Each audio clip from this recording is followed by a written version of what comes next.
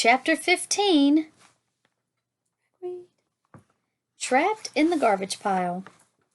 Ragweed slipped back to the middle of the pile where Blinker was waiting nervously. "Is she gone?" the white mouse asked. "No way."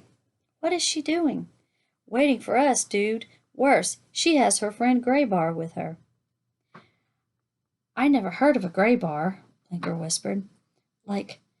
"I don't think you want to, dude," Ragweed warned. "Ragged ears, scars, limps like a fighter. You know what I'm saying? Bad to the bone." "I can imagine," a dejected Blinker replied. It's just cracking me up how Ragweed talks. Ragweed, unsure of what to do, looked around. On the one paw, garbage surrounded them. The stench was awful. On the other paw, it was full of edible food, which meant they could, if they had to, stay. But only for a while. At some point, they'd have to get out. Ragweed knew where he wanted to go. Clutch's car. It wasn't far. If they managed to get there, they would be safe. The question was, how could they get from the garage pile to the ford without being caught? One cat was bad enough. Two made escape almost impossible. Ragweed wished Clutch were with them. He was sure she had a lot more experience in these things than he did. It made him think about how much he admired her. "I am terribly sorry to have put you into such a predicament," Blinker offered. "And here you were about to go away." "Maybe," Ragweed said, "but it was my choice to help you, dude, so we don't have to talk about that anymore, okay? There's always the chance we could outrun them. How fast can you go?" he asked. "I'm not sure," Blinker said. Ragweed pondered. Then he said, "Chill. I'm going to take another look out."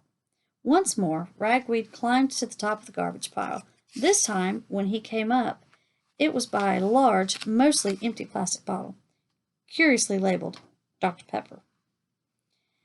Balanced precisely near the top, careful not to nudge it, lest he dislodge it and send it clattering down the pile, Ragweed surveyed the scene. Silversides was where she'd been before, her eyes glued to the garbage pile. But she was alone again. Ragweed was not ready to celebrate. Instead, he turned and confirmed his own worst fears. Not only was Graybar on the other side, he was sitting between the garbage pile and Clutch's ford. What's more, he was waiting just as patiently as Silversides. Ragweed returned to Blinker. "Silversides is still there," he informed the white mouse, "and so is her friend, Graybar. We're surrounded." "Oh my," Blinker sighed, wiping away a tear. "It was an awful mistake to leave the safety of my room. I should have been satisfied with what I had. What have I achieved?" "Listen, dude, you did the best you could. Know what I'm saying? Check it out. You can either sit here and moan or figure out how to get to the next step." "I suppose you're right," Blinker said, cringing. "It's just that I don't know what to do. I'm all bottled up." Ragweed sat up. "Hey, maybe that's the way to get out of this mess. It's risky, but hey, dude, I don't know what else to do." "I'll do whatever you think is best," Blinker stammered. "Okay then," Ragweed said. "Keep behind me and, no talking." Followed by Blinker, Ragweed worked his way to the top of the junk pile. Coming up by the plastic bottle's open neck. "Now stay way cool," Ragweed whispered. "First, you've got to squeeze into the bottle. But don't make any extra movement. Once you're in, stay on the uphill side. That'll keep the bottle from tipping over till we're ready. You get it?" I think so. What about you?" "I'll follow you in, okay?" Ragweed urged. "Go for it." Whiskers trembling, Blinker poked his head into the bottle's neck, then slipped the rest of the way in. His slimness served him well. Within moments, he was wading in brown liquid. The bottle teetered, but Blinker kept to the uphill side of the junk heap, and the bottle stayed put. It was Ragweed's turn. It was Ragweed's turn. Bracing himself, making sure not to move too quickly, he squeezed into the bottle's neck, inserting his front paws first so as to take up less room and at the same time pull himself forward. Ragweed was plumper than Blinker, so it was a tight squeeze. He had to push and kick. Even then, he became momentarily stuck. It took all his strength to squeeze and pull through the last inch of the neck. His movement caused the bottle to teeter. Blinker, not daring to move, watched anxiously. Finally, together inside the bottle, the two mice scrambled to find the right balance. "Like, we did it," Ragweed whispered. "I'm very glad," Blinker said, though he did not sound it. His eyes were very wide and his teeth were chattering. It was humid inside the bottle, and the air was heavy with a cloying, sweet smell. "I think we're in what's called soda." "Wouldn't know," Ragweed said. He took a lick. "Killer sweet." What do we do now?" the mouse asked. His voice echoed as if he were calling into an empty well. Ragweed tried to look through the sides of the bottle, but its curves distorted the view. "Okay," he said. "Here's the way we'll do it. When I give the word, we're going to throw ourselves at the far side of the bottle, paws up like this." He held his paws flat. "If we bop the bottle right, it should, roll off the pile. Won't matter if the cats see us. No way they can get at us. If the bottle goes the way I think it will, we'll be real close to my friend Clutch's car. Get inside that, and we're safe, dude. Keep trusting me," he added when he saw Blinker's look of anxiety. "I'm trying," the white mouse replied faintly. "You ready?" Ragweed asked. "Yes." "Okay, like when I say go, dude, jump to the other side. We need to do it together." "I understand," Blinker said. "Here we go." Taking a deep breath, Ragweed began to count. 1, 2, 3, jump! At the word, the two mice leaped. With a lurch, the bottle began to roll down the side of the junk pile. Unable to stay on his feet, a suddenly helpless Ragweed tumbled head over heels. Blinker, who was used to the exercise wheel in his cage, ran with the bottle's spin. Even so, both mice received a complete soaking. Ugh! The bottle came down on the side where Graybar was waiting. Startled, he scampered away. Inside the rolling bottle, Ragweed continued to turn somersaults while a panicky Blinker kept running in place. While the bottle finally reached level ground, it continued to roll, thanks to Blinker's efforts. But now it began to spin, too. Unable to keep to his feet, the white mouse slipped.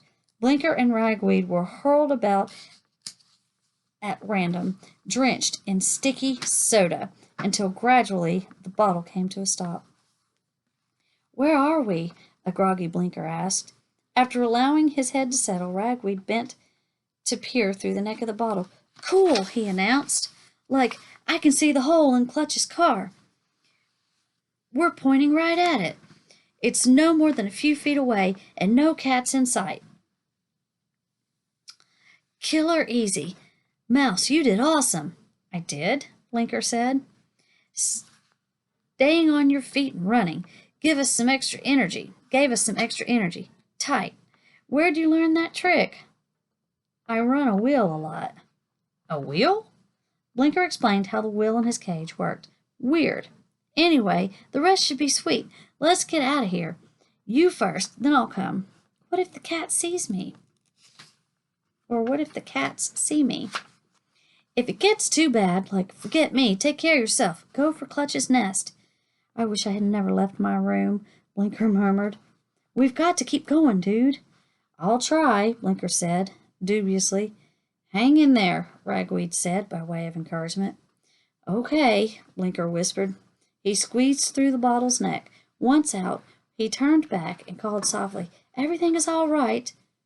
They're here, but they're still watching the garbage pile." "Cool." Ragweed returned from inside the bottle, shaking his rear legs free of the brown liquid. He slipped into the neck of the bottle and wiggled forward. The moment he did, he knew he'd made a bad mistake. He'd forgotten the stench He'd forgotten to stretch his front paws before him. Now they were pinned uneasily to his sides. Fortunately, his wet, slippery fur made his passage possible. By wiggling, twisting, and squirming, he managed to move forward until he finally poked his head out of the bottle top. Blinker was waiting nervously. "Hurry," he whispered. "I'm trying, dude, I'm trying." Ragweed replied, keeping his voice low. The next moment, he stopped moving. "What's the matter?" the white mouse whispered. "Blinker," Ragweed said, panic edging into his voice for the first time. "I'm stuck. I can't move. You've got to help me. Pull me out."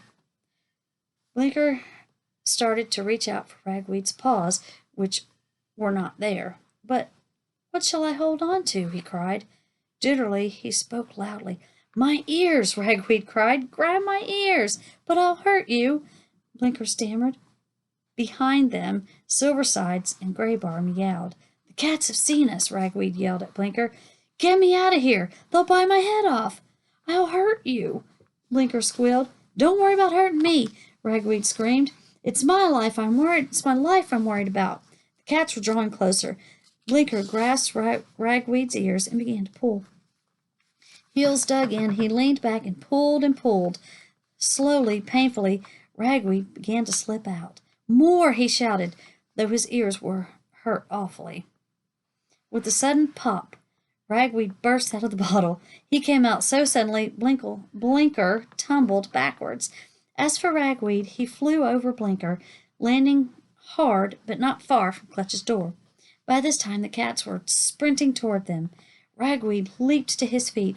"Run!" he shouted, and hurled himself against Clutch's entryway. It would not budge. Though he banged and banged on the wood, it remained stuck. Then he remembered what Clutch had told him, and he pounded the upper right section. The wood fell in. Ragweed followed. The second he landed, he jumped up and turned around. With the two cats right behind him, Blinker was scrambling to get to the hole. Ragweed dashed out, grabbed the white mouse by a paw, and dragged him inside, then flung the wood over the entryway, right in the cats' faces. "Hey, dude, you do make an excellent entrance," said a voice behind them.